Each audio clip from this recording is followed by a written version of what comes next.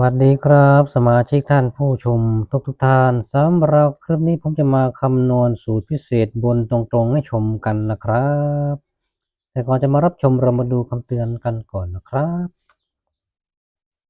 คำเตือนคลิปวิดีโอนี้จะทำขึ้นเพื่อความบันเทิงและสนับสนุนฉลากกินแบ่งรัฐบาลเท่านั้นไม่มีใครรู้ได้ว่าได้จอกอะไรตัวเลขที่ได้จากการคำนวณเป็นการคาดเดาไปตามสูตรโปรดใช้วิจารณญาณในการรับชมกันด้วยนะครับหากชอบแนวทางแบบนี้ก็ฝากกดติดตามกดกระดิ่งการแจ้งเตือนไว้ด้วยนะครับจะได้ไม่พลาดคลิปใหม่ๆจากทางช่องสูตรหวยไทย56โชคดีครับต่อไปเรามาเริ่มคำนวณกันดูนะครับสูตรพิเศษหมายถึงจะสอนคำนวณไปในตัวนะครับจะสามารถคำนวณได้ในทุกๆ EP ที่ลงให้ชมนะครับจะสอนคำนวณเฉพาะสูตรพิเศษบนหรือล่างงวดละ2 EP เท่านั้นนะครับก็จะสามารถคำนวณได้ในทุกๆ EP นั่นเองตัวอย่างก็คือสูตรพิเศษนั่นเองนะครับสูตรพิเศษเนาะเก่าและใหม่เนาะสิบบน A เก่าสิบบน B ใหม่หน่วยบน A เก่าหน่วยบน B ใหม่นะครับนี่คือสูตรเก่านะครับสูตรเก่างวดที่แล้วเข้า25เนาะมันมา25นะจะเพิ่มตำแหน่งนี้ให้มันเป็น52ให้มันตรงนั่นเองนะครับพอเห็นกันแล้วเนาะเส้นมันมาตกกลับได้มันมา25นั่นเองนะครับปรับตำแหน่งนี้ให้มันเป็น52นั่นเองนะครับนี่เป็นสูตรเก่าเนาะสูตรเก่าตำแหน่งสูตรใหม่เดี๋ยวคำนวณไปเลยคำนวณก่อน10บนสูตรเก่าคือ10บน A เนาะวิธีการคำนวณเราก็ใช้กองฉลากฉลากที่เขาประกาศออกเนาะรางวัลออกหน้า1หน้า2ท้าย1ท้าย2เป็น3 4แทนเนาะจะได้ไม่สับสน1 2แล้วก็1 2มันจะงงเนาะเอา1 2 3 4เรียงไปเลยนะครับคำนวณสูตรเก่าก่อนเลยนะครับ10บนเก่าหลักแสนคูณ3แสนคือ5เนาะวิธีการคำนวณเนาะ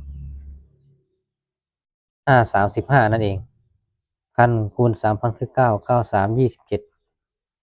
ร้อยบนคือ3นั่นเองเพราะอะไรบวกกันได้10ตัดออกไปเลย7บวก3ได้10มูลค่าที่0ตัดออกเหลือ5เนาะพอบวกโค้ด0 1 2 3 4 0 1 2 3 4ก็เรียงไป5ตัวเนาะ5บวก0ได้5 5บวก1ได้6 5บวก2ได้7 5บวก3ได้8 5บวก4ได้9ก็จะ5 6 7 8 9เนาะ10บนก็จะเป็น5สิบบน A เนาะ5 6 7 8 9นั่นเองนะครับ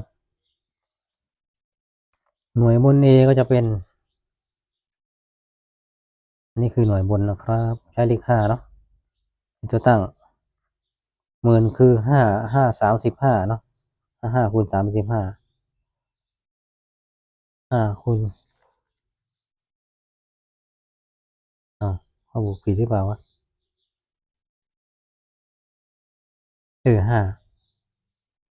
5เป็นตัวตั้งหมื่นคูณ3หมื่นคือ5 35ก็ได้เท่ากับ10เนาะ0บวกโค้ด0 1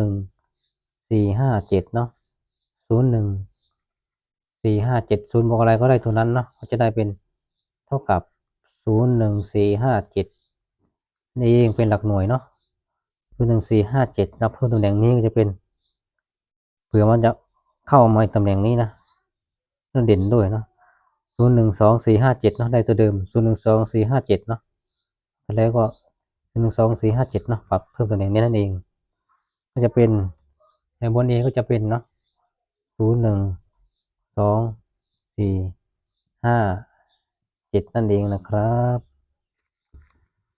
นี่เป็นสูตรเก่าเนาะสูตรเก่าเพิ่มอีก1ตำแหน่งเนี่ยมันทำให้มันเป็นตรงนึงเองครับถ้าไม่เพิ่มมันก็จะเป็นตัวกลับเพิ่มตำแหน่งนี้ก็จะมันให้มันเป็นตัวตรงนั่นเองครับสูตรใหม่สูตรพิเศษ B มาใหม่นะครับ ก็ระยะยาว15 งวดรวดเหมือนกันนะครับบนตรง15 งวดมาตรงแล้วเอาสถิติไว้ให้ดูแค่นี้เนาะเอาสถิติไว้ให้ดูเนาะก็87นี่ออก8727ออก2788ออก8809ออก0952ออก52นั่นเองนะครับมาดูงวดนี้เนาะหลัก10 B สถิติมันเดินยาวกว่านี้นะแต่เอาลงให้ตัวอย่างแค่นี้เนาะ10 บนใช้เลข9เป็นตัวตั้งบวก10 บนคูณ2 5 2 10ลงท้ายด้วย0ตัดออกไปเลยเนาะ10 ล่างคูณ3 10 ล่างคือ2 2 3 6นั่นเองหน่วยล่างคูณ3หน่วยล่างคือ0ตัดออกไปเลยทำลงท้ายด้วย0ก็ตัดออกไปเลยนะก็จะได้6 9บวก6ได้5 5บวกคูณ0 1 2 6 7 0 1 2 6 7นั่นเองก็จะเป็น5บวก0ได้5 5บวก1ได้6 5บวก5บวก2ได้7 5บวก6ได้1 5บวก7ได้2ก็จะเป็น5 6 7 1 2นะ5 5 6 7 1 2นั่นเองนะครับ10 บนนั่นเองดูหน่วยบนเนาะหน่วยบนให้เลข2เป็นตัวตั้งบวกแสนคูณ3 5 3 15หมื่นคือ5นั่นเองหมื่นคือ5 10 บนคือ5 10 ล่างคือ2 2 2 4 102คือ1นะครับ102คือ1 12คือ3 3 3 9 103คือ3เนาะ3 2 6 14 14คือ4นั่นเองนะครับเท่ากับผลบวกคูณเนาะ4บวก6ได้10ตัดออกไป9บวก1ได้10ตัดออกไปนั่นเองนะครับแล้วก็5บวก5ได้10ตัดออกไปนั่นเองนะครับเหลือ7บวก4 7บวก4ก็ได้1นั่นเองนะครับ11นั่นเอง2บวก5ได้7 7บวก4ได้11ได้1เอาตัวท้ายได้บวก014 01456เท่ากับ1บวก0ได้1 1บวก1ได้2 1บวก4ได้5 1บวก5ได้6 1บวก6ได้7ก็จะได้1 2 5 6 7เนาะนี่1 2 5 6 7หลักหน่วยนะครับจะเป็น1 2 5 6 7นั่นเองนะครับเรามาดูตัวชนเลยนะครับตัวชน10 บนชนเด่น5 6 7นะชนที่5 6 7เนาะ3ตัวชน5 6 7 5 6 7 8 9ไม่ชน1 2ไม่ชนกันนั่นเองตัวชนก็คือ5 6 7เนาะนี่เอง10 บนชนเด่นนั่นเองนะครับหน่วยบนจะชนที่1 2 1 2 5 7 5 7นั่นเองนะครับตัวชนก็จะเป็น1 2 5 7นี่นะครับสถิติเดินยาว15 งวดยังไม่หลุดเนาะนั่นเองวิเศษนี่เนาะเด่นหน่วยบนว่างวดนี้มันจะเดินต่อหรือเปล่าไม่อาจจะรู้ได้นะครับจับคู่บนตรงก็จะเอา10 บนที่ชนเด่นนะวัดดวงมาที่ตัวชนเลยนะวันนี้ไม่จับ01ไม่จับ25เนาะจับแบบชนเลยเอาตัวชนวัดใจเลยนะ3ตัวคูณ4 3 4 12ชุดเนาะเขาจะได้เป็น51 52นะเอา10มาจับเนาะจะเป็น51 52 5 5 7 51 52 55 57นะครับก็จะเป็นตัวที่2จะเป็น6เนาะ61 62 65 67จะเป็น 61 62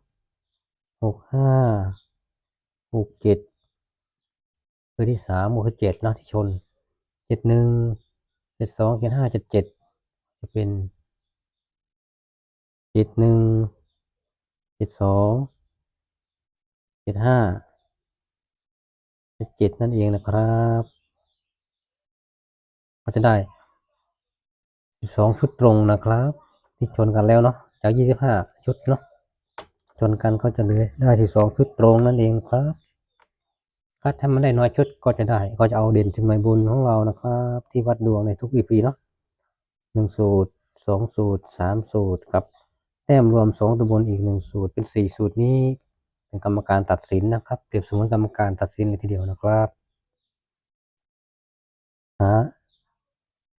ถ้าชนกัน4สูตรเด่นสุดเนาะมา3ใน4ก็จะเป็นเด่นรองนั่นเองนะครับ2ตัวบนชุดไหนที่ติด3 4 5 6 7ก็จุดไว้อย่างนี้เนาะตามสไตล์ของผมก็อย่างนี้เนาะติด5นี่3 4 5 6 7ติดมาตัวใดตัวหนึ่งใน2ตัวบนเราก็จุดไว้อย่างนี้เนาะ3 4 5 6 7รู้สึกว่ามันจะ5 6 7มันจะติดหมดเลยนะตัวนี้นะ3 4 5 6 7 3 4 5 6 7ติดหมดเลยเพราะมันมี5 6 7ตัวนี้5 6 7เลย3แถวสูตรแรกจะติดหมดทุกตัวเอาสูตรที่2 1 2 4 7ติด1 2 4 7ก็จุดไว้นะครับ1 2 4 7ไม่ติดนี่ผ่านเนาะ1 2 4 7 1 2 4 7 1 2 4 7ตัวนี้ไม่ติดผ่าน1 2 4 7 1 2 4 7 1 2 4 7 1 2 4 7 1 2 4 7ที่3 0 2 7 8ติด0 2 7 8ไม่ติดผ่าน0 2 7 8ไม่ติดผ่าน0 2 7 8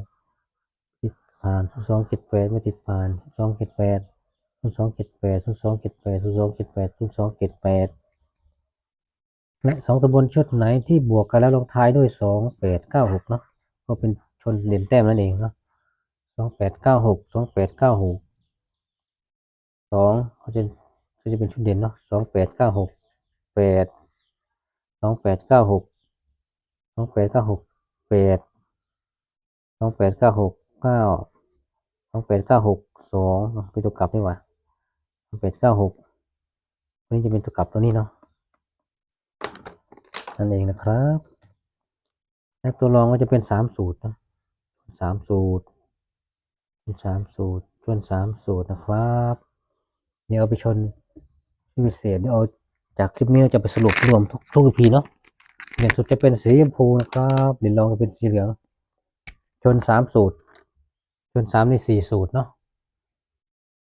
ชน3ใน4สูตรเป็นสีเหลืองนะครับเป็นเด่นรองเด่นรองก็มีสิทธิ์มาได้นะถ้าเกิดเขามาแค่3สูตรเนาะกรรมการตัดสินเป็นเอกฉันท์ก็จะเป็น3สูตรถ้า4สูตรแสดงว่าตัดสินเป็นเอกฉันท์เนาะจะเป็นเด่นสุดนั่นเองแล้วก็เอาไปเทียบชนอีก1ครั้งใน EP ถัดไปนะชนแล้วเอามาเขียนลงให้เลยนะในที่มีตัวชนกี่ EP เนาะสีชมพูชนสีชมพูเนาะเด่นสุดชนเด่นสุดสีเหลืองชนสีเหลืองนั่นเองเด่นรองชนเด่นรองแล้วก็เทียบชนหลักร้อยบนแล้วก็แต้ม3ตัวบนนะก็จะได้3ตัวบนนั่นเองนะครับ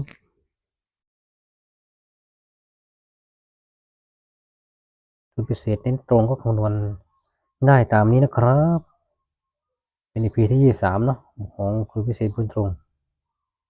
ตอนคำนวณเพียงสูตรพิเศษเท่านั้นเนาะจะได้ไม่เสียเวลาหลายคลิปหลาย EP เนาะมีเวลาสัก1 EP พอนะครับ